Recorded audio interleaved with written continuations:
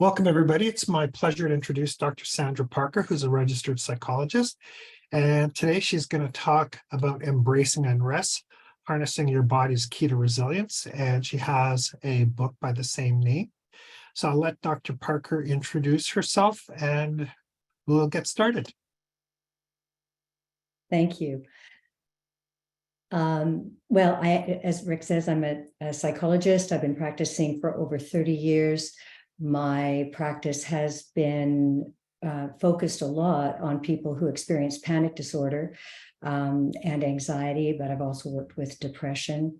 And what I've come to understand over my lifetime's work is, it's such an interesting thing, but how much of what we're doing when we're working psychologically is actually working with information from the body. So for today, I'm talking specifically about resilience, the ability to bounce back from difficulty. And the big takeaway that I just want to highlight right at the start is that the key to resilience is in your body. That's a very empowering fact. Your ability to bounce back from difficulty starts with your inner connection with what you feel in your body. And specifically what I mean by that is your ability to notice when your nervous system jacks up, to actually have that, wake up when that happens. Secondly, to be able to regulate your nervous system by paying a particular kind of attention to yourself. And then thirdly, being able to access important bodily information that is associated with emotion that is meant to help you adapt to the difficulties of life. So just the big, broad takeaway to start with is that you have power in your hands to help you deal with life. And, as we know, life is filled with difficulty and loss and challenge. And it's really up to us to grow capacities for dealing with it. So I want to begin with this notion of unrest. That's what I wrote my book about. It comes originally from a psychodynamic background that I have. Their term is signal anxiety, but it's a little bit different from the way I'm using it. The way I'm thinking of unrest, I want you to kind of be aware that inside of you, inside of me, inside of all of us, there's a precious alarm that is meant to get our attention at the optimal moment for growth. The optimal moment for growth is when we're vulnerable. That's our growth moment. And when we're vulnerable, unrest stirs. Unrest is sympathetic nervous system activation, which means there's a sort of a jolt in the system, an increase in muscle tension, and a feeling of agitation. And that uncomfortable feeling is meant to wake us up so that we can pay inner attention, feel emotion, and as a result of that, grow our capacities for being more resilient. But there's a catch. Unrest only works as a wake-up call if we perceive it accurately. If we do not, we are wired to misread this valuable, precious signal as danger. And then without even meaning to, this is an unconscious reflex, we will be ejected from our experience. And in that moment, what we do is we go into our heads, we start worrying, ruminating, analyzing, intellectualizing, or we start pushing down against ourselves, getting down on ourselves, or we start doing all sorts of things, eating, drinking, shopping, busying, controlling, going online, scrolling, all the things that we do to exit from the discomfort of our vulnerability, the discomfort of unrest, create a secondary level of suffering. And it's that secondary level of suffering that brings people in the door to see someone like me. So this is a really important idea that we have this wake-up call But without meaning to, if we don't learn the value of unrest, the true invitation that's there, this wisdom in our body, that's our wake-up call, if we don't learn to notice it and use it properly, we're going to stay in this kind of not present place where we're running movies in our heads and we're running around on treadmills in our lives, but we're not really present and we're not accessing the information inside of us that's meant to help us grow. So the issue here is that unrest is uncomfortable. And people sort of complain to me about that. I feel like a dentist sometimes. I'm asking people to focus on something that really doesn't feel good, and it's not fun. But it makes sense, because how else are we going to get your attention? How else is your body going to wake you up? It's like a disruptor. I want you to think about unrest as something that's trying to get you out of the flow that you're in. If you're just kind of in a story or sort of absent, not really paying attention, this uncomfortable jolt of nervous system activation is meant to disrupt your normal flow and get you to wake up right here and now. And right here and now is in a moment of vulnerability. As I say, that's the point where you need to come home if you want to benefit from this experience of being a vulnerable human. So the challenge is that because this is coming through the sympathetic nervous system, it's physically uncomfortable, which is good. It's getting your attention. But the bad news is that unconsciously, you're going to have a reflex to try and avoid, because unconsciously, your body's going to have this jolt and you're going to misperceive it as there's something bad, something I need to fix, something I need to get control over, something I need to get away from. And so that's what motivates us to do all this busy, frantic mental movies and activities to get away from this discomfort. So what we're talking about here is finding a way to get you to come toward discomfort, which is like totally counterintuitive. Nobody does this naturally. So everybody who does this with me today, you're doing something incredibly counterintuitive and brave. We're going to actually go toward the discomfort of unrest. Soothe it by paying attention, and then harness the information that's underneath that to help you feel more authentic, more connected, and a bit more able to bounce back from difficulty. But maybe what I'd like to do before we go into the kind of practice of this is talk just a little bit more about what I mean when I'm saying that we're vulnerable. So resilience. Why do we need resilience? We need resilience because life is hard. That's built in. There is no life without hard stuff. What does it mean when I say life is hard? Life is hard because we're vulnerable. And vulnerable, I define it in a really simple way. It's longing and limits. So we want things to be a certain way. That's just human. It's built in. There's nothing wrong with that. We shouldn't be shamed for wanting things. We want things. That's a fact of life. That's a part of being human. We're born with desire. A baby is born wanting to be cuddled and fed and safe, right? We're born with it. We don't learn it. We are born with longing. And it's fine. Longing is motivating. It's helpful. If I long for something, then I'll buckle down and work toward it. So don't let anyone shame you for your longing. But we don't have single-handed control over securing the things we want, and just notice my grabby little hand here when I'm saying that. If I want something, I want to be able to make it happen. Again, very human, right? I want that I can control the outcome. There's nothing really wrong with that. We come with that. The challenge is to be able to hold that I want this thing and I can't 100% guarantee the outcome. So that's the challenge of being human. That's the fact of being a vulnerable human. And the fact of vulnerability, which is longing and limits, has a corresponding feeling in the body, which is unrest, this muscle tension and agitation. That's our wake-up call, trying to bring us home so that we can soothe the nervous system, feel emotion, and come to terms with our limits. and stop fighting with reality, wasting energy on impossible things, or beating ourselves up because we couldn't do the impossible. So vulnerability is a fact of life. I like to call it the fact of life. We long for things, we have limits to control. And that fact is also a feeling, which is unrest. So now sometimes when I present this to people, they kind of think, well, I want things, some things I can't make happen single-handedly, but, there's some things I can absolutely secure.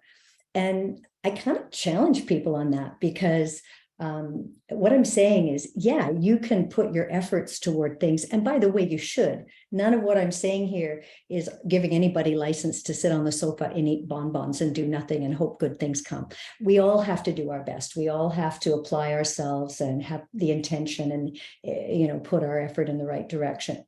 But even for very simple things, there's forces outside of me that contribute to the outcome. I could say to myself, I picked my clothes today for this webinar, right? But, a bunch of things happened to help that happen. I mean, it turned out I did get to pick the clothes. These were the clothes I wanted to wear.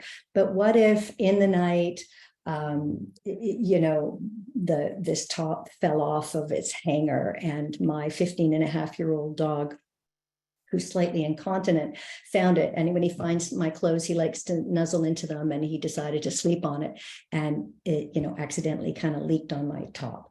I wouldn't be able to wear it today. So that's not in my control, even though I did everything. I organized myself and planned what I was going to wear. So I know that's a silly example, but I'm just wanting to show you that on little tiny things, like let's say getting to an appointment on time, you can be organized, you can, plan your time.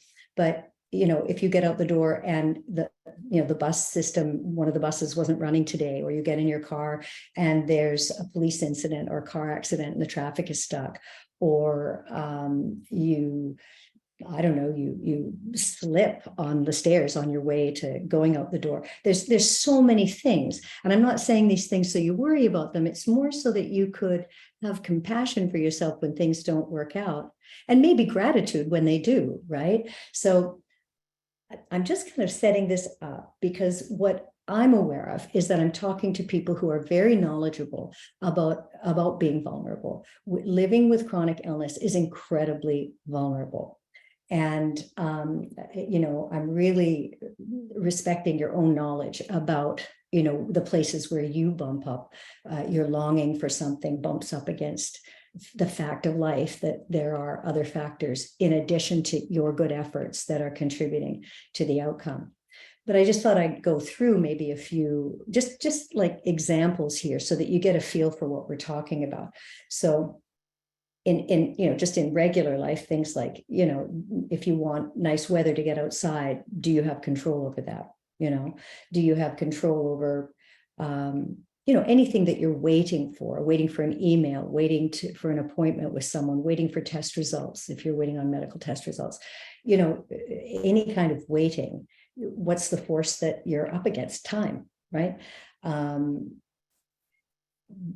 There's time, the economy, the weather, gravity, momentum, right? I don't want to spill my glass of water, but I suddenly turn and it tips over from the corner of my wrist there and goes over, it's an accident. But this force that wasn't, it was associated with my arm, but it was the gravity and momentum that had it tip over. Had I touched it just slightly less, it wouldn't have tipped over. So I'm just wanting you to kind of see, those are small examples. And then there's bigger ones, like having people listen to you, care about you, approve of you, that kind of stuff. Obviously, living with illness, you've got, wanting more energy, wanting a clear head, less brain fog, wanting a good night's sleep, wanting less pain, right? Or interpersonally, wanting that perhaps when you go to your physician, that they will take you seriously and not think that you're crazy, lazy, or making it up, as Dr. Arsenault says, right? But can you 100% guarantee that? You can contribute to it by presenting things as clearly as possible, but you can see that, one of the biggest factors in the world is other people. Another example I'm imagining is hoping that your friends and family will understand what you're going through. Again, you can explain it really clearly, but you don't necessarily have 100% control over those people understanding you. Or I don't know about you, but when I've been through difficult things, the thought that I really don't want unsolicited advice. I'm in the middle of this. I already know a lot. But I don't know, maybe you find it in your life as well that people with good intentions are giving you advice and you're going, oh my God, like I've already done the research. I'm working with Dr. Arsenault and you're trying to tell me something you did for your, cold that you had last year. And again, coming from a good place, but can you make them not offer that unsolicited advice? Can you 100% secure it? I mean, you could help it by saying, I really don't want your advice. But what if this person is really so uncomfortable with how vulnerable you are and really can't stand the situation you're in, even if you're coping with it well? Sometimes other people are anxious around folks who are struggling and they need to fix you so they'll feel better, right? So you can't make them do what you want. So I'm just laying this out for you so you can get a feel for how common it is for us to bump into vulnerability. And then I want you to kind of be aware that there's a physical correlate, there's a physical experience every time we're in these situations where we want something and we bump up against limits. So I'll just have you kind of think about that for a moment. And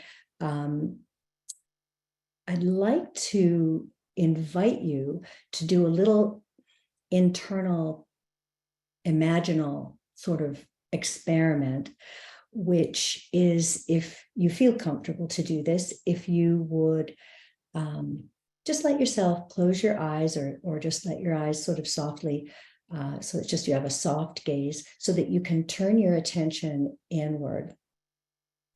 And what we're going to do here is have you identify what it is actually like for you when you are up against vulnerability. And what we're going to do is have you think about something you long for. So remember, vulnerability is longing and limits.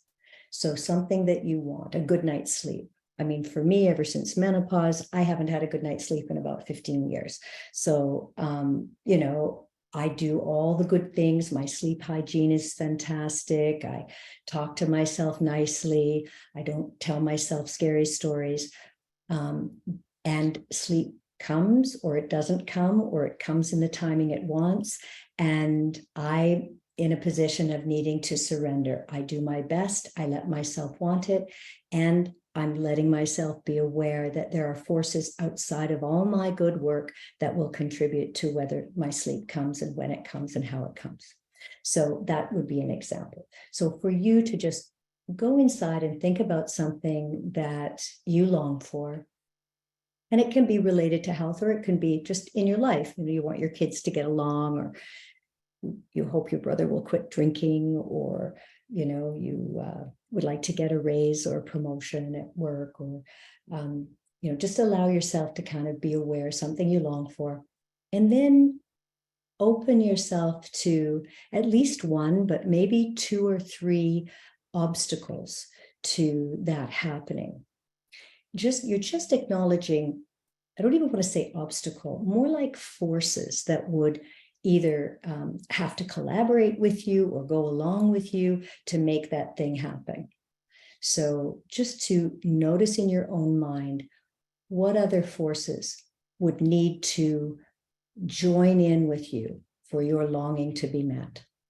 So on the one hand, you want something, and on the other hand, these forces exist outside of you, and you are not 100% the boss of the outcome. So just holding on the one hand your longing, on the other hand your limit. And as you do that, just allow yourself to notice what comes up in your body. Just be a little bit curious about any kind of sensations that you notice, any muscle tension, any shift in your breathing. And we're not trying to fix anything right now. We're just noticing. We're just noticing. This is a really important step. We're just noticing. What does it feel like in your body when you notice that you long for something and you don't 100% have control over the outcome?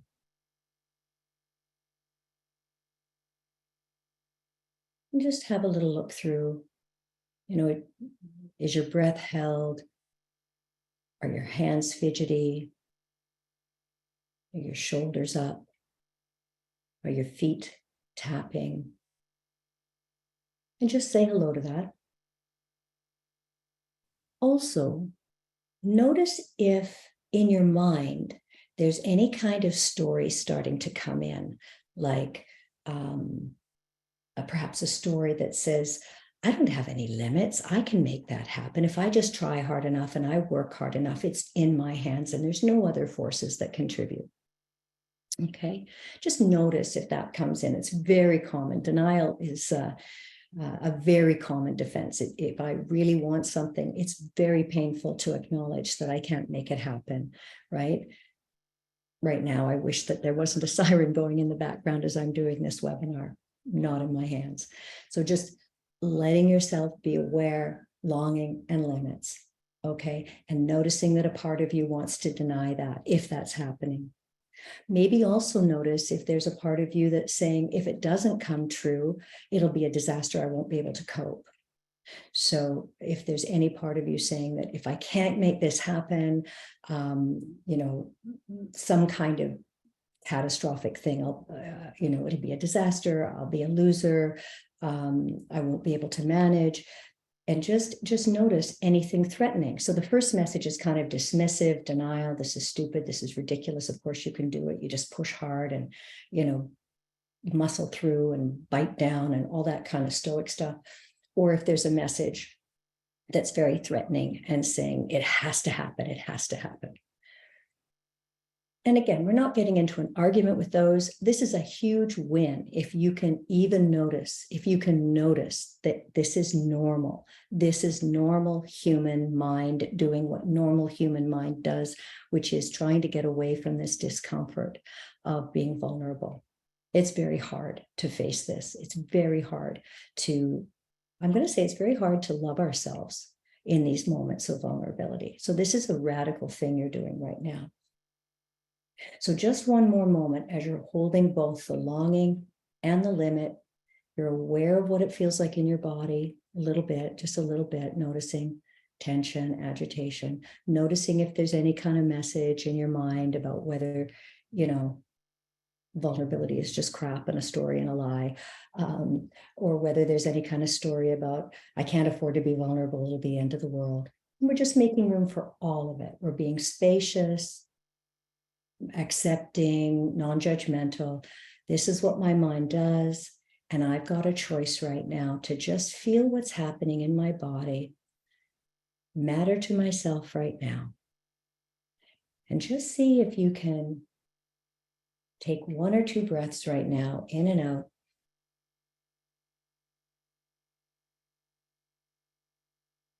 Holding, longing, and limits. Holding both. And just being aware that anything you noticed in this exercise is a 10 out of 10 success, because you are staying with the complexity of who you really are. And you're not bailing on yourself here. And that's huge, huge.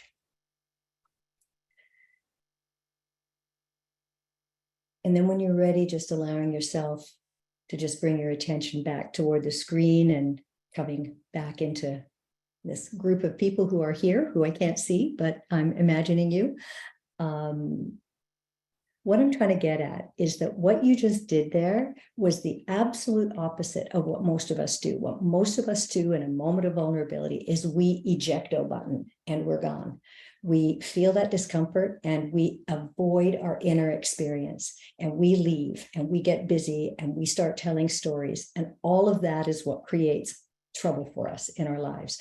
Either we get anxious and controlling and worried, or we can become very hard on ourselves and push and be critical toward ourselves, which, obviously one path leads towards anxiety problems. The other leads more toward depression. If I'm hard on myself and I'm pushing on myself, I start feeling hopeless after a while. So, this is anti-anxiety, antidepressant magic here that we're doing. And experience avoidance, even though it's very normal and natural for us to do, I think it's actually epidemic right now in our world. We have more ways to leave home than we can even count.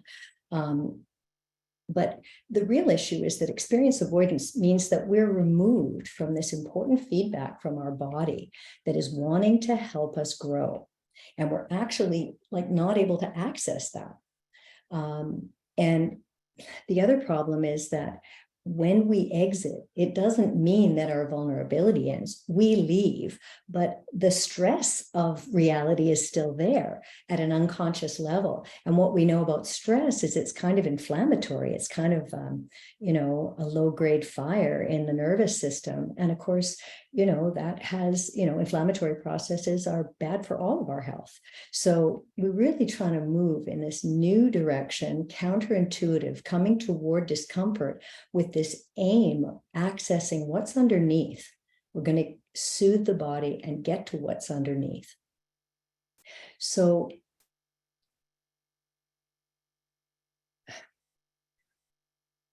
I guess the next thing I want to talk about is so what do I mean? What is the how-to of coming home to the body? What's the antidote to experience avoidance? And this is a big word, interoception. I think that you will all have access to some handouts that come with this talk. So hopefully there's a whole bunch of stuff that you can have a look at. And there's much more in my book, exercises, stories, and all sorts of theoretical backstory stuff. So, but just the handouts that come with this should talk a little bit about interoception. But I want to take a moment with you and talk about interoception. Interoception is your seventh sense. So most of us know about five senses: sight, hearing, taste, touch, and smell, right? So we talk about our five senses, but we actually have seven. The sixth sense is proprioception. Proprioception is awareness of our body in space. Proprioception is how you know how to crack an egg with the right force so it cracks but doesn't smash everywhere. Proprioception is how you get a fork to your mouth without poking yourself in the eye. Proprioception is if you're pulled over by the police and they ask you to close your eyes and put your finger to your nose. You can't do it if you're drunk because that area of the brain is offline and you can't, it's bad. So proprioception is how you know where your body is in space, even if you're not looking at it.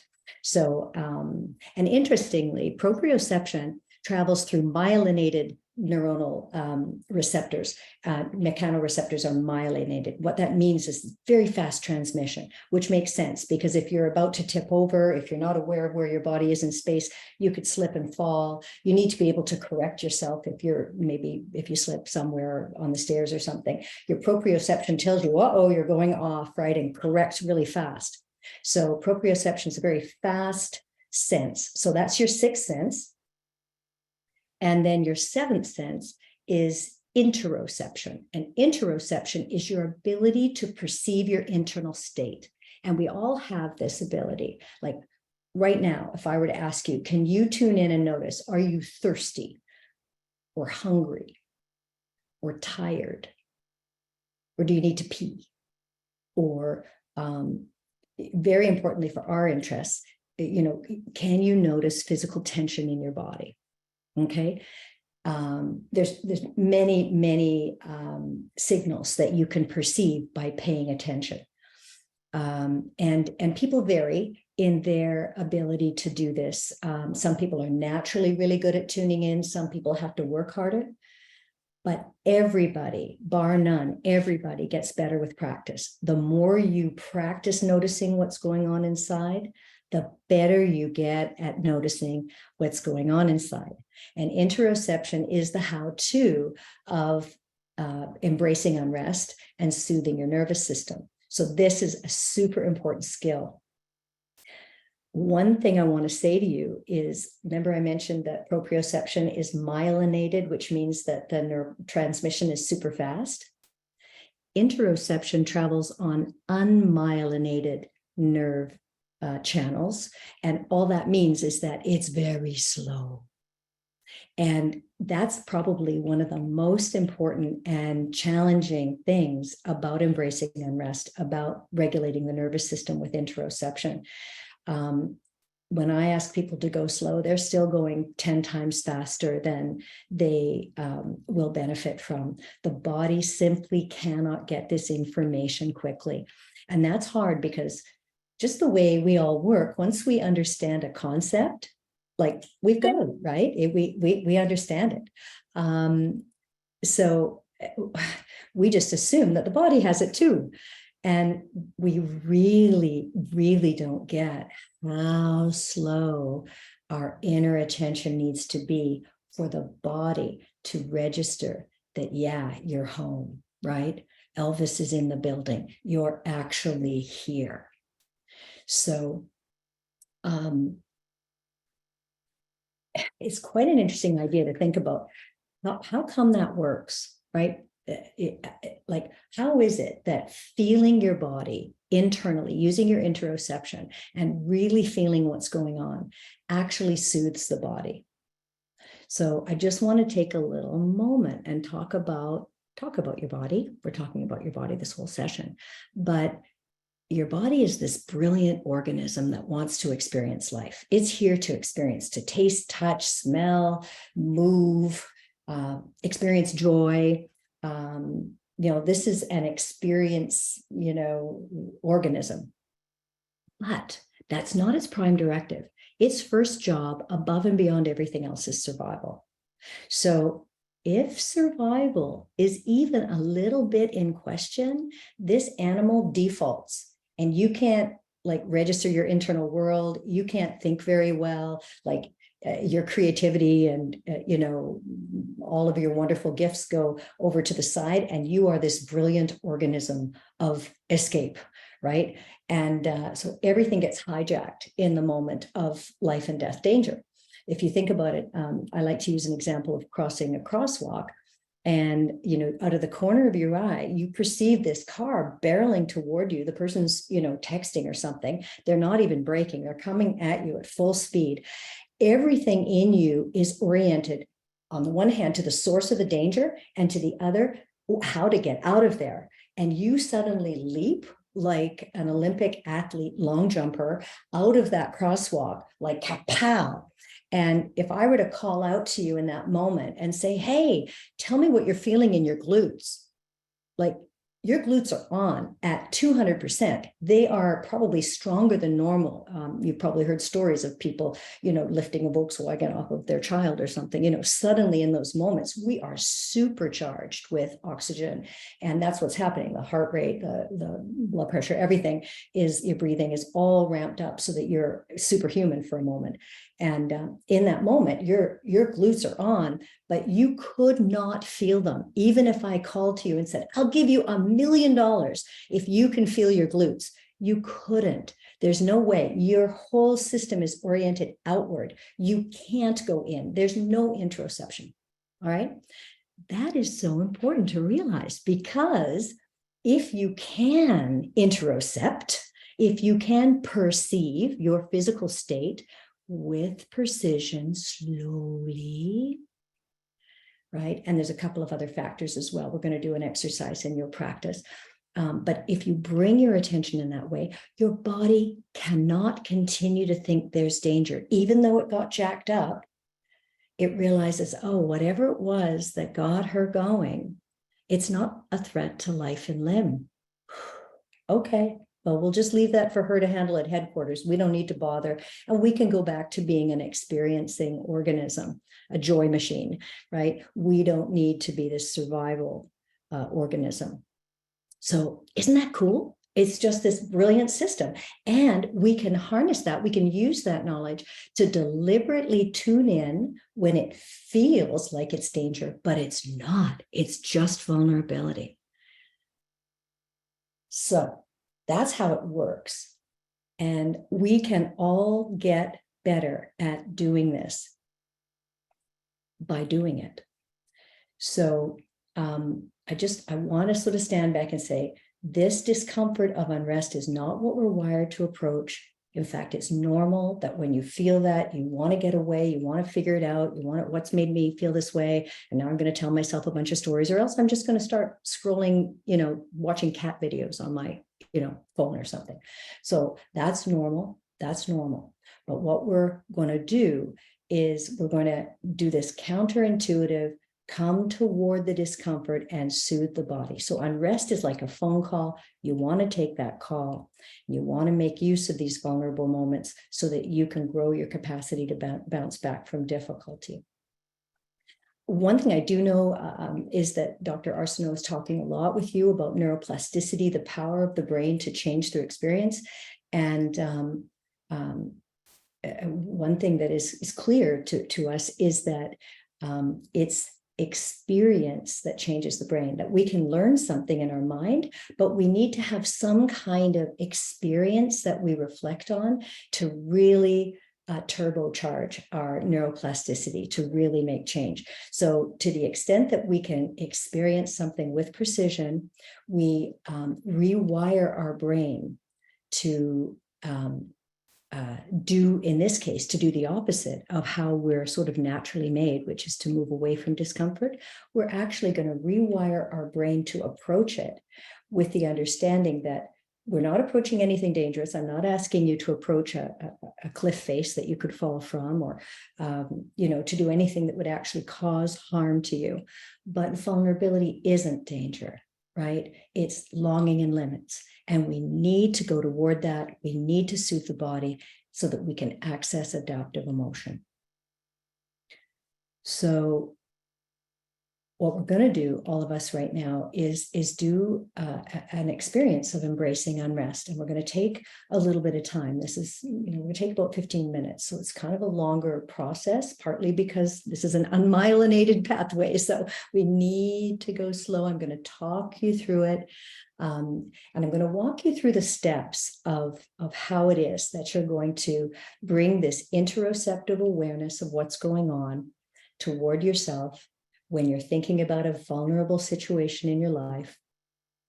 And the process that I describe in the book, I talk about saying I do to yourself, because what we're doing really is bringing warm attention, kind of a loving attention toward the self at a very counterintuitive time when you're not feeling good. Right? Normally, we can feel good about ourselves when everything's going fabulously, but we're deliberately choosing something where there's uncertainty, limits to control. I want something, I'm not sure I can secure it, and I'm staying here. I'm not jumping ship. That is a radical, radical act of self-compassion, of self-love. And that's why saying I do kind of appeals to me, because you're really making this deep commitment to yourself to say that you matter, even in the face of difficulty. You matter especially then. And so I do stands for the 3 steps. Identify where in your body you're feeling the sensations. Describe, so use language. The describe is very important. Well, identifying the location is very important because precision is the antidote to neglect, and we're all being neglectful around the body. So the precision of locating it is key. I want to say almost everybody says my whole body's tense when we start. When I ask them to notice unrest, they'll say, well, I'm tense. And I'll say, where are you tense? People will say my whole body. The problem with that is you can't experience your whole body at one time. And as I mentioned, neuroplasticity is experiential. You need to experience this. So it can't be a concept. My whole body is a concept. I can't experience my shoulders. I mean, just even try it right now. Try and experience tension in your shoulders, your abs being tight, your thumbs being up, your held breath, your glutes. Okay, you've already lost your shoulders. I know for a fact, okay, because we can't track that many things. So that's why the first step of identify, it's like locate a specific area and then another and another, because then we're going to zero in on specific areas and have an experience of them. And that's where the brain change happens. So identify, Describe. Now we're going to put language. And this is important because we take something experiential that has no words. Your body doesn't speak English. It doesn't speak in words. It speaks in sensations. And we're going to actually take something that is in the brain. It's kind of lower. It's not high in the top, in the front, in your prefrontal cortex. It's kind of more in the insula, lower in the brain. This experience, their interoceptive experience, is very much in the insula, and we're going to make it go high. And it's, by the way, it's low and in the right more, which is the experiential part of us. And then we're going to send it up and to the left, where we language things and put things into like sentences. And what we're doing is actually integrating your brain in this moment. So as you're feeling these things that don't have words and then finding words for them, you're going from right and lower up and over to the left, and you're integrating. So this is actually, all of this stuff is good for resilience. So identify, describe, and then the O of I do is observe. And in that step, we're going to go very slowly and pay attention. And so that's when we're going to really, focus precisely and slowly with a kind of question over and over again, going deeper and deeper. So that's kind of a broad brush. I'm going to walk you through this. And where are we? Yeah, we're good for time. So I want to ask you to think about a vulnerable situation in your life right now. And I'm going to trust that you're the expert on you. And I'm going to trust that you're going to pick something on a scale of 1 to 10. I want you to pick something 5-ish, 4 to 6-ish. Don't pick a 10 that could take you to some really big, overwhelmed place, unless it's something you feel you're totally going to be able to manage. Okay. I think just listening to your own inner wisdom about what level of vulnerability you want to access here today for this exercise. I want to give you a moment to think of what I long for, whether that is, I want more certainty about the course of this illness that I have. I want more predictability. I want to know, if I'm going to feel good enough to go to that wedding of my friend in a month from now. Or if it's something, more day to day in your life, I want my kids to get along, or, I want my parents to, understand my situation. Let yourself identify the longing and limit, this place of vulnerability. And then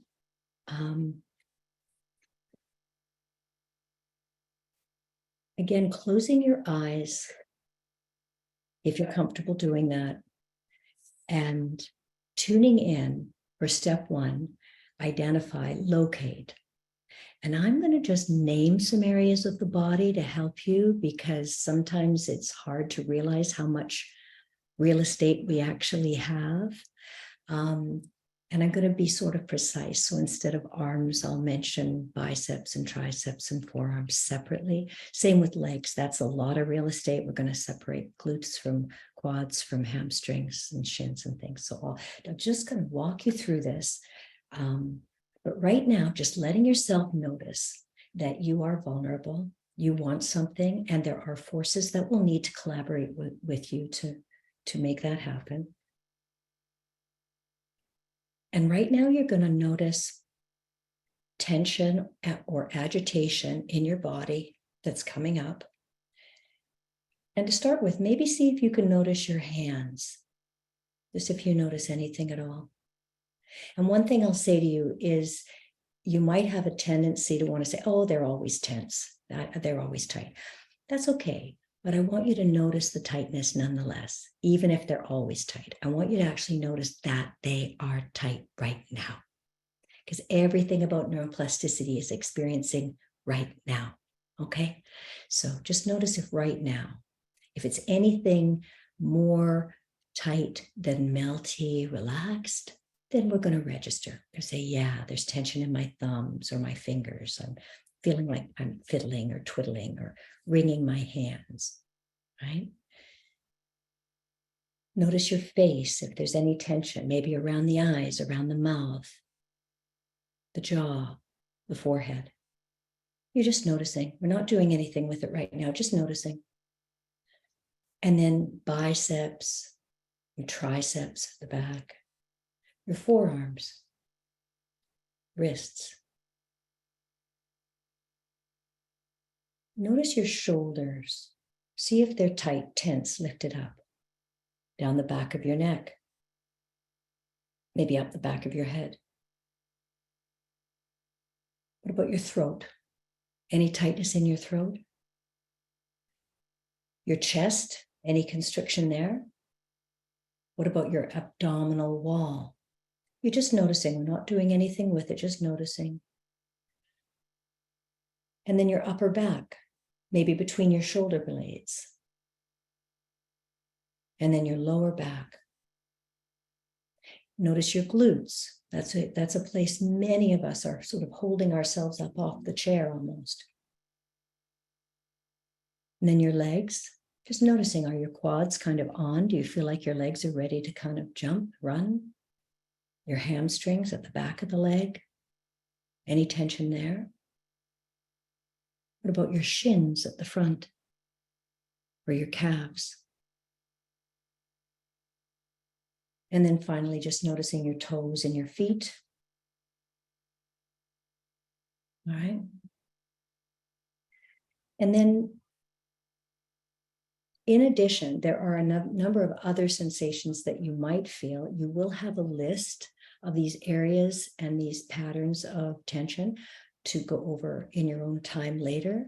But there are other things that can happen: dry mouth, feeling sweaty, cold hands or feet, feeling trembly, that kind of thing. So those are things also that I would want you to be able to notice. But now what I'm going to do is have you go from identify, which is locate where. Now we're going to use some language. And again, you'll have a list in the handouts with lots of words for tension and agitation or arousal. But right now, what I'm going to do is just ask you to pick one or maximum two areas that you noticed in the last go around. One, maybe two. That's the most that we can track.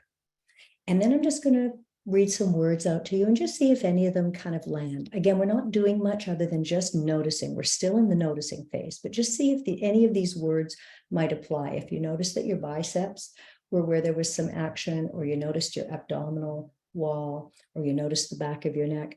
Now here's some words, all right? So tight,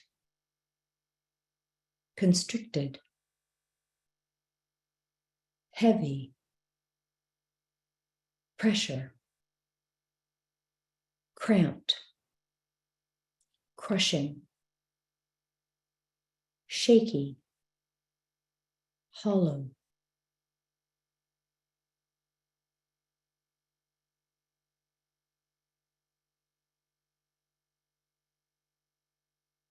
and just notice if there's other words that come to you to describe those areas. Now we're going to go to step 3, which is where you observe. So we've done identify, describe. Now we're observing. Here's where we're paying precise attention to one area. Now that's to start. If as we do this, that area gives a little bit, and when I say gives a little bit, it kind of releases a little, maybe 10% or 20%, you can move to another area. But we'll just do one area if, that may be all that you focus on in this little bit, but you're free to do another or another as we're continuing if you get some of a release. But here, when we're paying attention to the body sensation that's active, I want you to think about the word paying as being really important. It's like paying money. It's this so precious. You're actually paying attention. You're paying attention, investing in yourself here with this warm attention, this embrace of attention. You're kind of almost imagining yourself holding this experience as though your awareness is like a loving pair of arms as you're aware of the tension in your body, and you're paying this slow attention, warm and interested, and very importantly, non-judgmental. So even though it's uncomfortable, and it is uncomfortable, this is not comfortable. I'm not expecting you to like it. I'm just saying we're not going to judge it. We're not going to get mad at it. We're not going to evaluate it. We're saying, I want to know all about you. I want to know everything about you. Like, I'm not bracing against you. I'm not wanting to get away from you. I'm not wanting to fix you. I want to know all about you. Okay. It's a real approach quality. And so now you're going to notice whatever area of your body you were putting words to last time, either the one or two areas that you noticed that you gave some words to.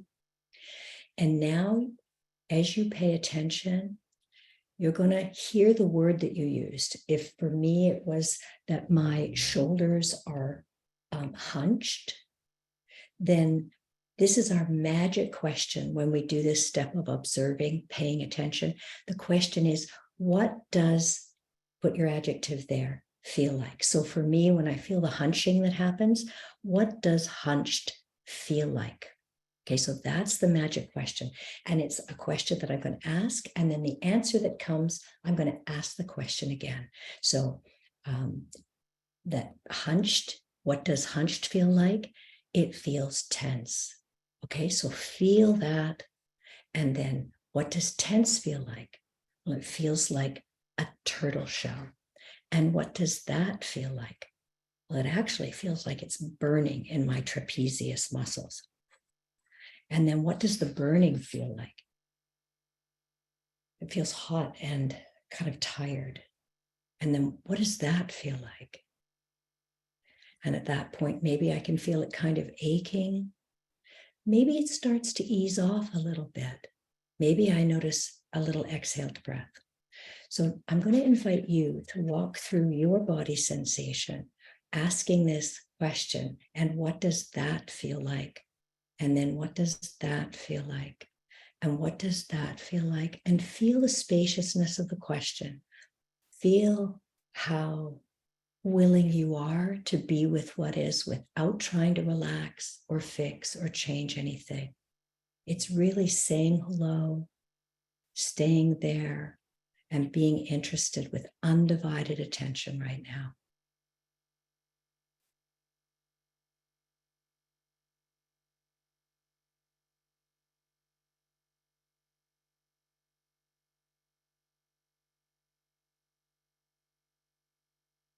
Notice if, as you're doing this, your mind starts to tell you to move away from it.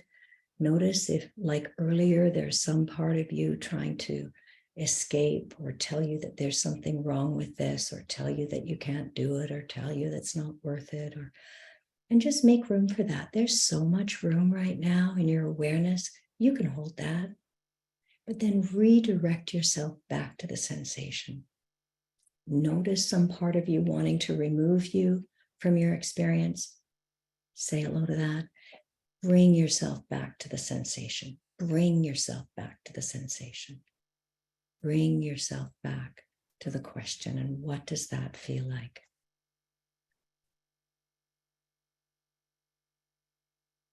You're like the very best friend you ever wanted, that when you come to them with discomfort, that friend says to you, tell me everything. Tell me the worst of it. I won't go away and I won't try and fix it. I'm just going to be here with you. You're being that kind of friend right now.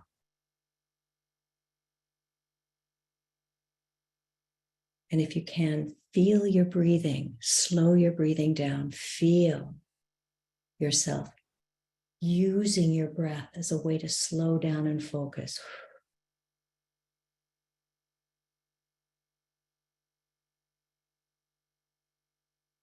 And just notice if you're able to block those stories over there and just come back to the sensations. See if you can feel your body beginning to recognize your loving, unconditional attention. See if you can notice your body letting go, even a teensy weensy little bit, even a tiny bit. See if you can notice any little bit of letting go. Beautiful, right? Just notice how grateful your body is, right? And just keeping in mind how much your body loves you. It will stay braced and on guard if it's not sure you're safe. If you don't make this connection, your body loves you so much, it'll stay on guard because it loves you and wants to keep you alive. It's going to take its job of survival so seriously. Your body is going to keep you safe even when you don't need it to. Okay, so your body's never wrong. You know, it just needs to know that it's not life and death. And that's what you're doing right now. It's beautiful, right? And your body knows that it was just unrest. It was just the truth of vulnerability. It's not danger. You are right now being the medicine that your body is looking for.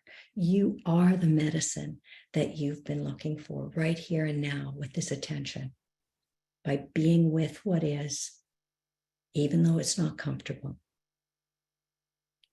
As you do that, you might notice emotion coming up. Some of you, perhaps, there might be some kind of feeling that's coming up as you're facing this vulnerability. Perhaps it's a feeling of protest, like, this isn't fair. I don't want it to be this way. I hate this, right? Don't go with the words of it, okay? The words are just stories, but let yourself feel that energy of the protest of kind of, oh, I don't like reality. Okay, just let yourself feel that. Make room for that. There's room for that. No argument. That's a normal, healthy reaction to things that aren't the way we want. You don't need to be different. You welcome that.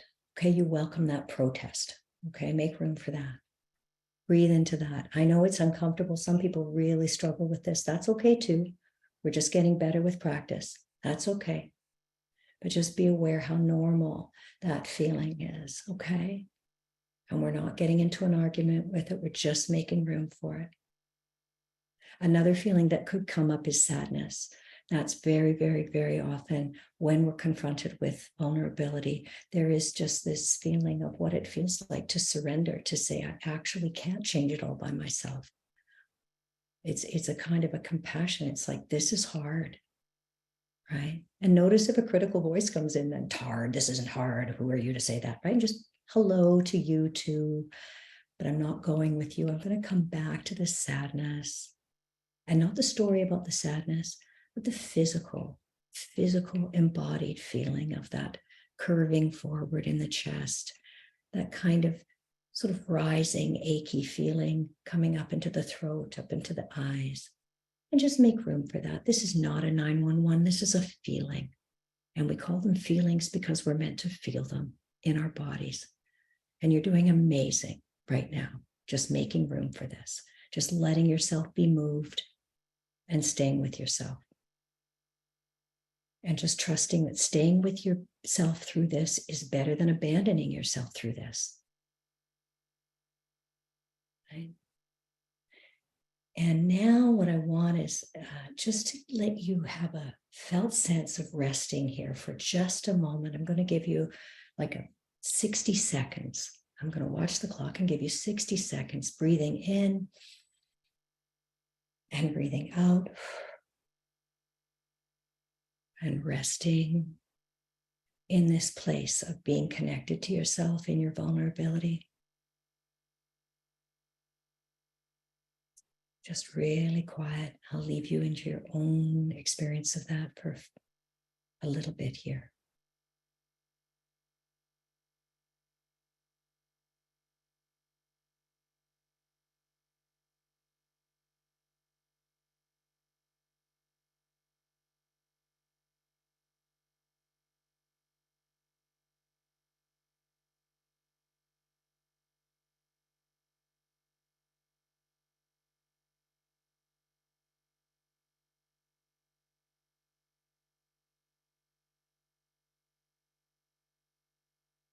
Beautiful.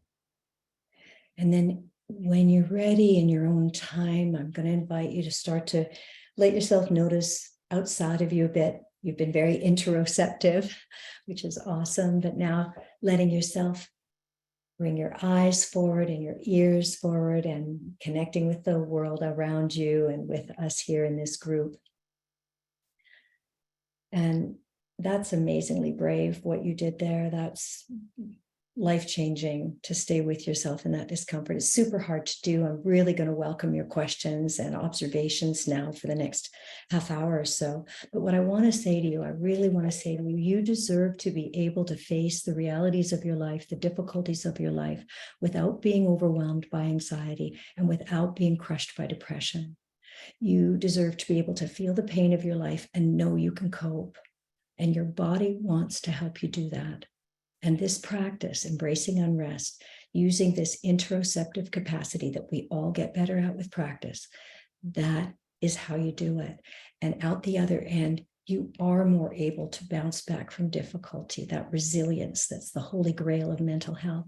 But even more than that, you can be more authentically who you really are and more connected both to yourself and other people. And that's just a fundamentally good thing. So thank you very much. And I'm just opening it up for questions now.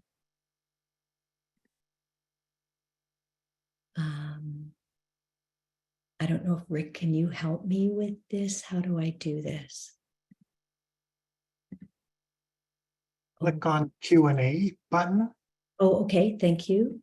then you'll see the questions that people have put. Okay. So I'm looking, some of these are more technical questions. So someone here is saying not being anxious and worry all the time. That must be the vulnerability, the longing and limit. And this person is noticing, wow, beautiful, heart pounding, muscle tension. And now, oh, interesting, we've got hopeless, feeling alone, and then joy, power, motivation. So there's not a question, it's kind of an observation, but lots of data there, and that data that we wouldn't normally get if we bail on ourselves. So lovely example. Okay, I'm just trying to find actual questions that a valuable perspective. That's very lovely, grateful. But yes, the recording will be posted on Dr. Arsena's YouTube. Lovely. Question for later. Appreciate description of the seven senses. Can you expand on two experiences that can impact interoception, neurodiversity, and chronic pain? Wow, yeah. Yeah. Neurodiversity may lead to more difficulty with interoception, 100%. Yeah, totally.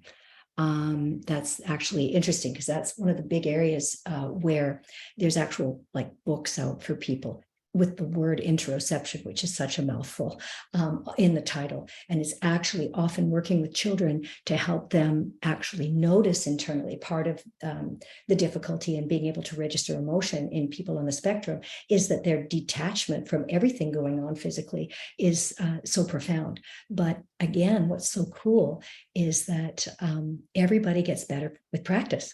So even with neurodiversity issues, you may be starting, remember I mentioned the normal curve, and some people are kind of naturally really kind of dialed in, and then other people not so much. And for sure, autism, and you mentioned ADD also, and then you also mentioned chronic, now you have chronic pain, mindful self-compassion. Okay, so by the way, I'm sorry, it's hard to read questions and answer them, but I want to say that even when you have neurodiversity issues of various kinds, these practices change the brain. So it's a sort of a commitment again to being willing to do exercises just like physio, except it's like physio for your brain. I just want to follow up with the next part of the question. I think it's the idea that people with chronic pain can lean into the discomfort, literally, of unrest while also managing pain and how to balance. Perhaps it's about self-compassion and working through the grief of it. Oh my God, yes. While that is the specific question, any elaboration would be welcome. So yeah. I know people sometimes get a little bit worried that if they feel their body, they're going to amplify all the pain circuitry in chronic pain. And I do believe if we approach pain experiences with that running narrative that is threatening or despairing, so either narrative, either, this is hopeless, it can't be fixed, or I'm no good at this, or something threatening. If I don't get this, it's going to be the end of the world. Then it's that, with the experience of the pain, is wiring your brain in the wrong direction for sure. So much about this is in the how-to, in the qualities that we're bringing. Warmth, that it's people ask me to define warmth, and I always think, wow, it's really hard. It's like describing art or something. It's like, how do you know? It's a feeling. You can feel it in your body. It's a quality, a softness in your eyes. You can hear it. And I want you to all know, you all have an inner voice, and sometimes it's warm, but lots of times it's not. If you can be hearing your inner voice as a warm voice as you're walking through this, that creates this sense of safety that allows yourself to actually settle. So experiencing your discomfort without threat and without despair, hopeless messages actually rewires your brain in the right direction. I hope that's helpful. There's lots more in the book about this kind of stuff, but that's to start. Okay, here, when I feel a sensation, e.g. a tense throat, I often try to relax the area. When we observe, should we not try to change the tension? I love this question. This is such a great question. Because yeah, I mean, I just want to just maybe have you think about, when you tell someone how you feel, what happens for you when the person responds to you as though it would be a good idea if you changed how you felt. In other words, I express that something is painful, and then you try to fix it. Right away, now we're not in sync. There's a conflict almost. You may be offering your solution from a really loving place of wanting me to feel better, but it's almost like you don't have faith that I can get there myself. If you could just be a little patient and maybe curious and interested and non-judgmental. If you, as the friend, can bear my discomfort, I'll get there. Have faith in me. And I want you to feel that way about your body. Your body does not want to be tight and tense. It's a joy machine. It wants to feel good. So can we trust that? Can we bring this quality, this spaciousness, and this interest? It's really hard. And I realize as I'm talking, I'm making it sound maybe like it's easy. It's simple. It's a simple thing. Be with it as it is. But it is phenomenally hard to do, because when we want something, we want it, and we want to make it so. And we need to bring compassion for how hard that is. There's this paradox. The less I'm trying to change the tension, the more quickly the tension disperses. I've already accepted it as it is. There's no conflict. There's no battle. There's no argument. Okay, I'm going to go to another question. With chronic fatigue, which also includes fatigue through emotional engagement, how can we know when and how long to work on being present versus allowing yourself to escape? Lovely. Yeah. And you know what? I know that people know this inside of themselves and deserve to trust and respect that. I don't ever want to be some kind of totalitarian person who, we must be doing this all the time. I think about with grief work, how, of course, when I can face the death of, someone that I love, as I feel those waves of grief, I'm actually working the grief through and getting to some place of coming to terms. But do I need to do that 24 hours a day? Do I even need to do that 12 or 8 hours a day? Absolutely not. We all need a break from the intensity of these waves of feeling. And yeah, I mean, I think if we know that we're saying, I'm going to take a breather, I'm going to go watch cat videos, or I'm going to go for a walk, or I'm going to go, do something to change what I'm focused on. If I'm doing it consciously, I mean, you have the right. It's your life. I mean, you're the boss of you. And I want that we all are respecting ourselves and each other's to listen to that. And all I'm saying is that because it's counterintuitive, I'm just encouraging us that when we have the bandwidth to move toward, to approach the discomfort, because that's where I'm going to get the forward movement. But wow, yeah, taking a rest, hugely valuable, hugely important. And you know when that is. I need better eyes. So these questions are, let me see here. with the how, does that feel like, is it okay to drift from one part of the body to the other? I started with the face and then my gut came up, then back to the neck. Beautiful. So I find that, yeah, again, not to be like really rigid about this. If I drift, all I would ask you to do, if I'm drifting from one part of the body to the other, I'm going to ask you to take just that split second to notice if there was a bit of relief, just even a little wisp of relief in the abdomen as I suddenly noticed my glutes or I suddenly noticed my shoulders. And just give myself credit. I think it's really important. The one thing about neuroplasticity is carrots are really good. Okay. When I do something right, I benefit from acknowledging, ooh, got that, my body let go. It's going to help me to trust that there is a conversation going on back and forth. It's not just one way. My body is talking back to me. So sometimes the sense of drifting or moving is actually that this has let go a little. And now this is actually higher than that, right? This started out as my hottest one, but it's come down and it turns out this one now needs some love. And then as that drops, there's another one that's more. So yeah, absolutely. But just acknowledge that in those shifts, there was this little letting go, because even a 10% or 20% is plenty. That's the evidence that your body registered. There's no 911. This is not fight, flight. This isn't danger. It's just vulnerability. It's just a feeling. And it's painful, but it's not dangerous. Okay, beautiful. I've trained in Vipassana and it was amazing. Yes. On that training, time looks like went on through open surgery without putting me to sleep. Energy stuck in my throat, chest. My chest is heavy and blocked and tangling.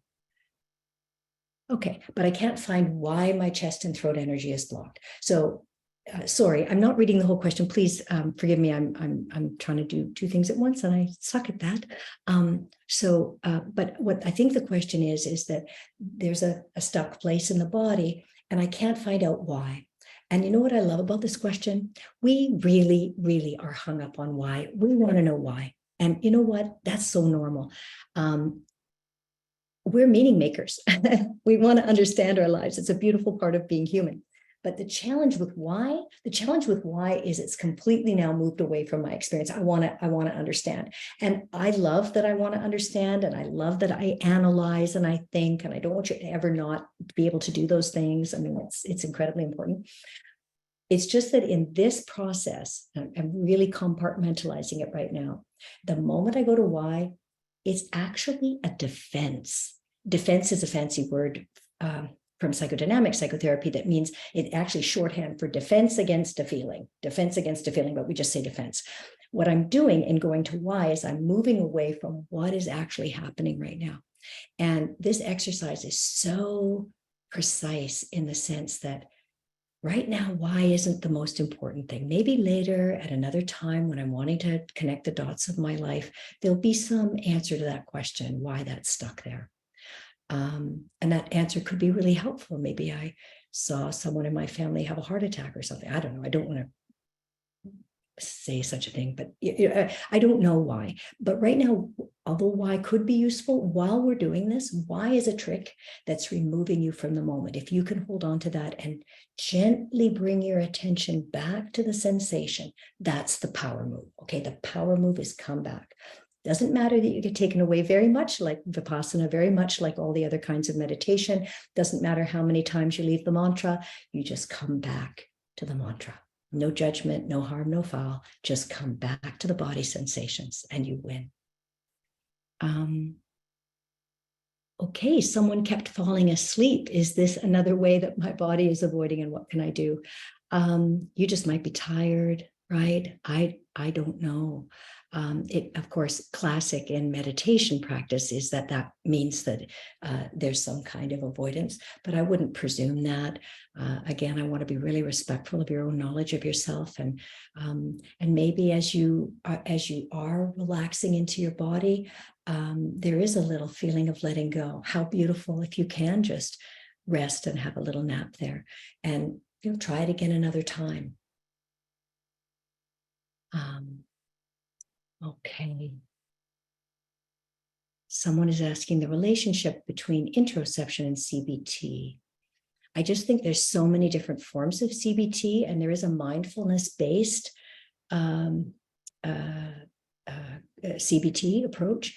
And I think in the mindfulness space, there's very much a much more of a body focus than the original CBT, which was very cognitive and more about analyzing your thought process and evaluating the odds of that negative thing happening and that sort of thing. So I think the newer mindfulness-based CBT there is a relationship, that this whole idea that we need to bring the body into the therapy, is hugely important. On this lovely comments, it's very nice. Thank you, thank you, thank you. You're so welcome. Is there something we can say to ourselves during the body's exploration to support us? I guess I'd need to know more about what you mean by that. But if what you mean is that as the sensations are coming up, you are noticing that you're feeling threatened, you're feeling maybe scared. That was a huge thing with panic disorder is, they talk about fear. And in a way, that's really what the whole unrest experience is, that when we get jolted like that, our first reflex is to misperceive this discomfort as danger. And then the moment that happens, our brain launches into all that why, meaning making, understanding stuff. And once I start making sense of something that feels like danger, man, I can make stuff up, right? I can make up some scary stuff. I'm going to lose my mind. I'm going to lose my friends. I'm going to lose my job.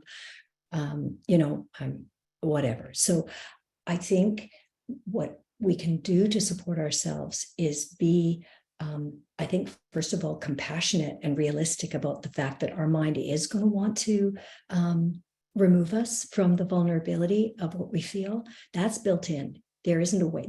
That is normal. I want you to understand. We are actually, in doing this practice, doing something very counterintuitive to how we're wired, right? We're going towards something that doesn't feel good. You show me a person who does that. Even a baby, if you make a loud noise or put lemon juice on their tongue, it's like, oh, right? If it doesn't feel good, we don't like it. That's not going to change. All we're doing is growing a pathway kind of over that says, even though that's my first reflex, the next thing I'm going to do is say, I'm going to approach that anyway. I'm going to come toward that anyway, because I love myself and I want access to what this truth is. And I want to come out the other side more authentic and resilient and connected. And so that's why I'm doing it.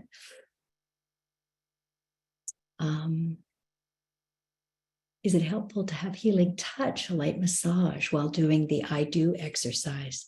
Tension was in my shoulders, or is it more preferable to sit with the sensations? Thank you for that question. Sometimes, especially, by the way, back to the lovely person who asked about who did the Vipassana. Yeah, it's not like Vipassana or some that, which is quite a very, it's a challenging form of meditation because you're just supposed to sit with the discomfort if your leg is aching. And I just find that kind of cruel myself. I did Vipassana many years ago and I thought that's just like a little disrespectful. There's no circulation to my lower leg. I need to extend my leg here, not just experience the, numbness. So from where I'm coming from, I think if I get the message from my body that my shoulders tense, if it's coming up to me that my body says, not me, I need to stop this crappy feeling, but from the body saying, oh, I would really love a little stretch, then I'm free to do that. You're free to do that. Again, I want you to be the expert on you. I trust you as the expert on you. And what I mean by that is I want you to start thinking about a two-way conversation. There's a conversation top down, mind to body. And there's a conversation bottom up, body to mind. We call this efferent and afferent. So in the vagus nerve, you've got nerves coming down, your brain commanding you to, I'm going to lift my glasses and put them on so I can read the next question. But there's also information coming up from my body, which a moment ago was, wow, those are blurry little words on the page or whatever. And I want you to know that you're in your vagus nerve, which I know you've studied with Dr. Arsenault, you have 20% of those nerves are efferent, which are going down, command from the ground headwaters to the body. 80% of those nerve pathways are coming up from the body.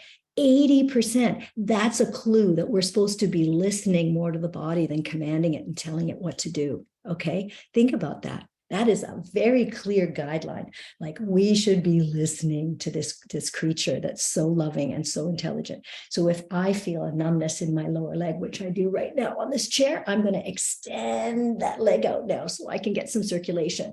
So if, as you're doing the I do, that happens, for sure. But try to be clear that you're not doing it because you can't stand the damn sensation anymore and you've got to do something to fix it.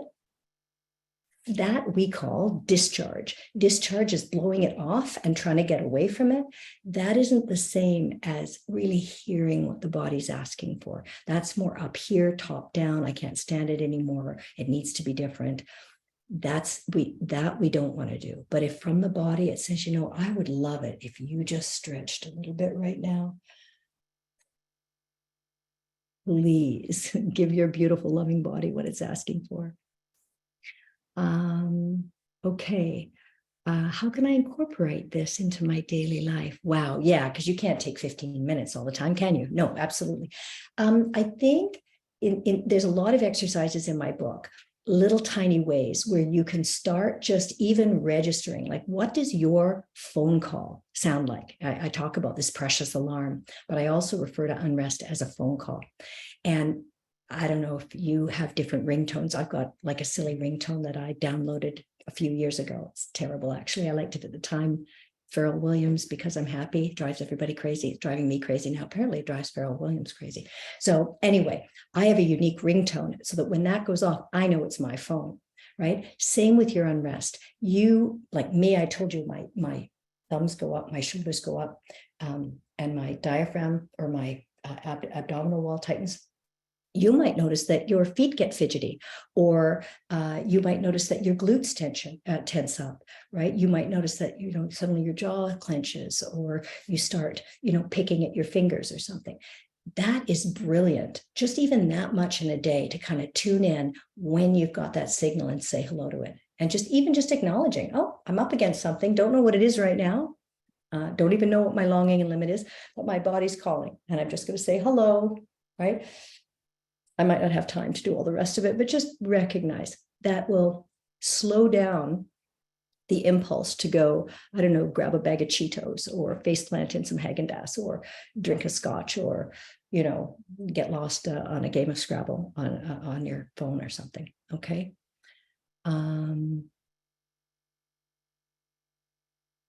Fibromyalgia is traveling pain. How does it help to focus on the pain? So we're not really focusing on pain. We're focusing on unrest here. So that's challenging because you're going to have pain in your body. And what we're doing is being aware of that with compassion. But what we're actually paying attention to is this agitation and muscle tension that's heralding the vulnerability. And the vulnerability in that case is I have pain that's moving through my body that I don't have 100% control over. That's evoking my longing to be pain-free, and the fact that there are forces in my body that I have limits to control over.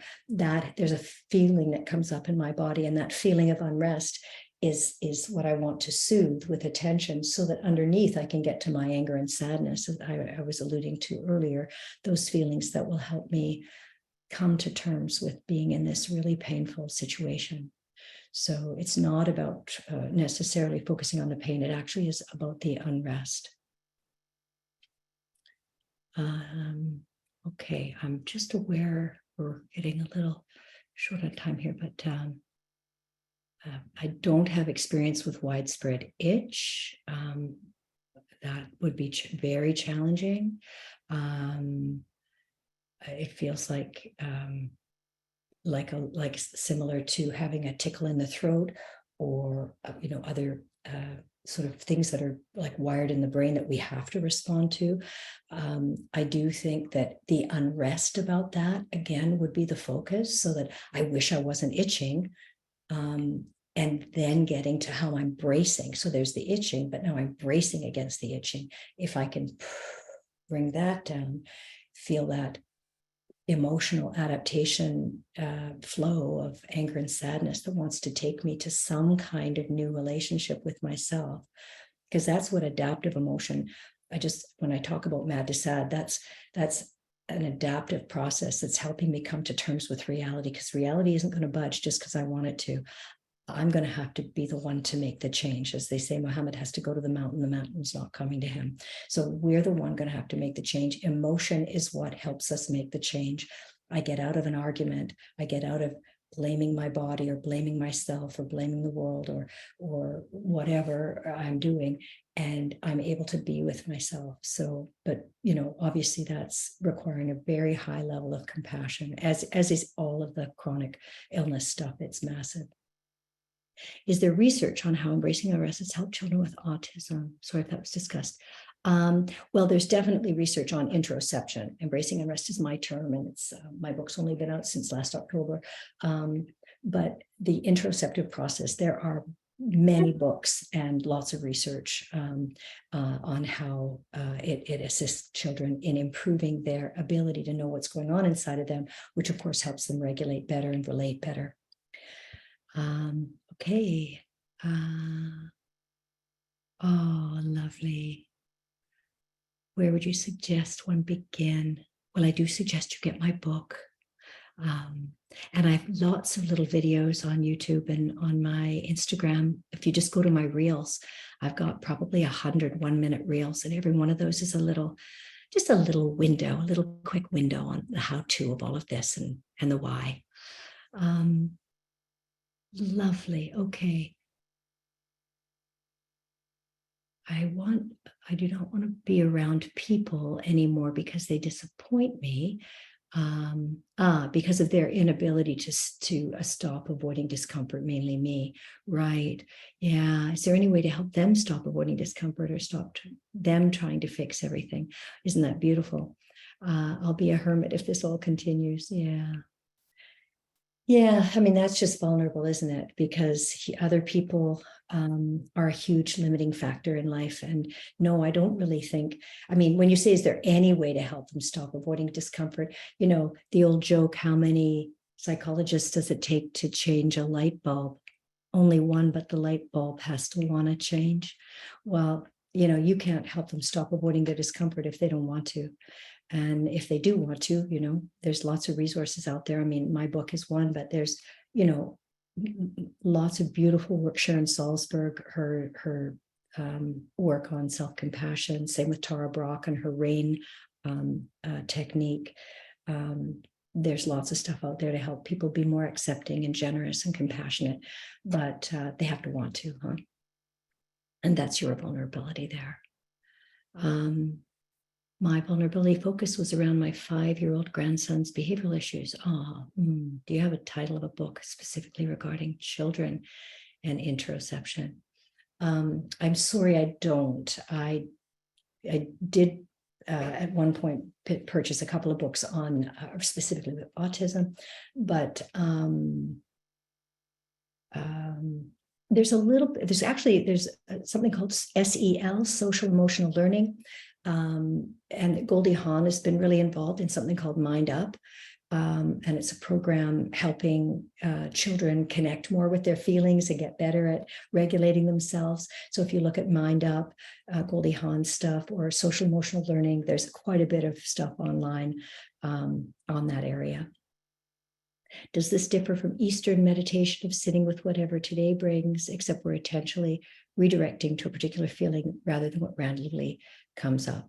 And you're absolutely right. It is different in that way. The same equipment is being used, which is your ability to pay attention specifically to a specific thing, but we are doing more than that. So you use that muscle, if you will, for focusing attention where you decide you want it.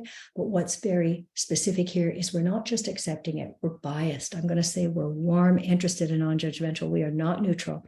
We are not sitting objectively. We have a position that we're taking, and we are welcoming this discomfort. We are welcoming our humanity. We are loving ourselves, even as we're confronted with our limits. So it's a very much more active approach than that.